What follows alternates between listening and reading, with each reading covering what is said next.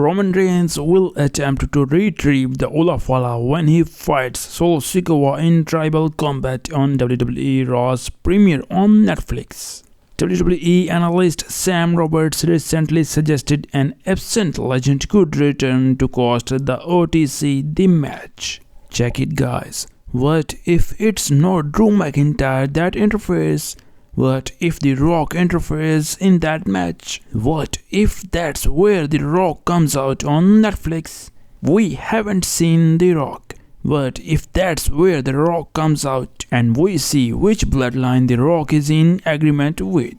If any, by the way, and The Rock costs Roman that Olafala. Or maybe Roman wins the Olafala and The Rock and Roman Reigns have a showdown.